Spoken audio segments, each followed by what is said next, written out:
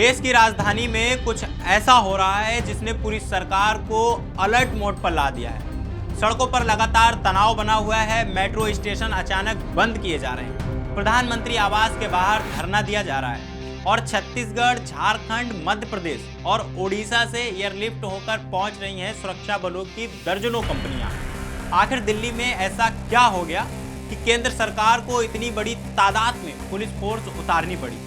क्या यह सिर्फ एक विरोध प्रदर्शन है या इसके पीछे कुछ बड़ा राजनीतिक तूफान पल रहा है? आइए पूरी कहानी शुरू से समझते हैं। नमस्कार, मेरा नाम है फैसल और आप देख रहे हैं द हिंदी टॉप। तो चलिए शुरू से आपको बताते हैं कि आखिर माजरा क्या है।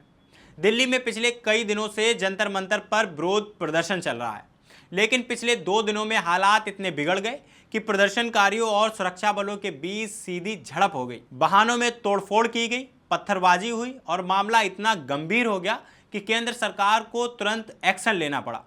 केंद्र ने कानून व्यवस्था बनाए रखने के लिए सीआरपीएफ और आरएएफ की कुल 24 अतिरिक्त कंपनियां दिल्ली भेजने का फैसला किया है। अब सोचिए जरा कि ये कंपनियां कहां से बुलाएंगी। सीआरपीएफ की 9 कंपनियां छत्तीसगढ़ से, 3 कंपनियां झारखंड से, 5 कंपनियां मध्य प्रदेश से और 1 कंपनी ओडिशा से रवाना की गई। वहीं आरएएफ की 4 कंपनियां पश्चिम सेक्टर से और 2 कंपनियां दक्षिण सेक्टर से दिल्ली पहुंचाएंगी। यानी देश के अलग अलग कोने से फोर्स को खींचकर राजधानी दिल्ली में तैनात किया गया। यह अपने आप में बताता है कि सरकार इस स्थिति को कितनी गंभीरता से ले रही है। और इतना ही नहीं, हालात के मद्देनजर बुधवार को नई दिल्ली के 16 मेट्रो स्टेशन अस्थायी रूप से बंद कर दिए गए हैं। सोचिए, राजधानी की लाइफलाइन कही जाने वाली मेट्रो सेवा को बंद करना कोई छोटा फैसला नहीं है। इससे लाखों लोगों की रोजमर्रा की जिंदगी पर सीधा असर पड़ा है। दफ्तर जाने वाले लोग, कॉलेज जाने वाले छात्र और आम नागरिक सब इस फैसले से प्रभावित हुए हैं।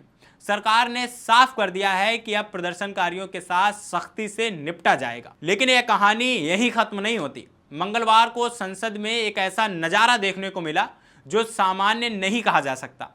लोकसभा में नेता प्रतिपक्ष राहुल गांधी और कांग्रेस के कई सांसद अचानक उठे और सीधे 7 लोक कल्याण मार्ग स्थित प्रधानमंत्री आवास के बाहर पहुंचकर धरने पर बैठ गए।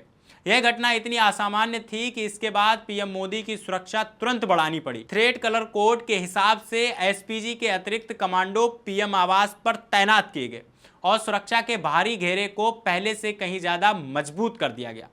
अब सवाल उठता है कि आखिर विपक्ष इतना आक्रामक क्यों हो गया है। दरअसल कई विपक्षी दल केंद्रीय शिक्षा मंत्री धर्मेंद्र प्रधान के इस्तीफे की मांग पर अड़े हुए हैं। यह मुद्दा अब सिर्फ एक विरोध प्रदर्शन नहीं रहा, बल्कि सत्ता पक्ष और विपक्ष के बीच सीधी टकराव की स्थिति बन गया है। इसके अलावा कॉकरोच जनता पार्टी भी इस पूरे मामले में सक्रिय है। उसने साफ कर दिया है कि वह अपना विरोध प्रदर्शन जारी रखेगी। यानी एक तरफ सरकार सख्ती दिखाने के मूड में है, तो दूसरी तरफ प्रदर्शनकारी और विपक्ष पीछे हटने को तैयार ही नहीं है। यह टकराव आने वाले दिनों में और भी बढ़ सकता है। अब जरा यह तस्वीर जोड़कर देखिए कि एक तरफ मेट्रो स्टेशन बंद है तो दूसरी तरफ हजारों की तादाद में सुरक्षा बल दिल्ली में उतर रहे हैं। तीसरी तरफ पीएम हाउस की सुरक्षा बढ़ाई जा रही है और चौथी तरफ विपक्ष सड़क से लेकर संसद तक आक्रामक तेवर दिखा रहा है। यह सिर्फ एक शहर की कानून व्यवस्था की खबर नहीं है, यह दिल्ली में बन रहे एक राजनीतिक और सामाजिक टकराव की वो तस्वीर है जिसकी लोगों ने कल्पना भी नहीं की थी। अब देखना यह है कि आने वाले दिनों में यह मामला किस दिशा में जाता है। क्या सरकार और सख्त कदम उठाएगी? क्या विपक्ष अपना धरना और तेज करेगा? और क्या आम जनता को इस टकराव में और परेशानी झेलनी पड़ेगी? इन सभी सवालों के जवाब आने वाले दिनों में मिलेंगे और हम आपको हर अपडेट के साथ जोड़े रखेंगे। इस सब पर आप क्या सोचते हैं, हमें कमेंट बॉक्स में जरूर बताइए। और अभी तक आपने हमारे चैनल द हिंदी टॉप को सब्सक्राइब नहीं किया तो सब्सक्राइब कीजिए और हमें social media platform Facebook, Instagram और एक्स पर फॉलो करना मत भूलिए।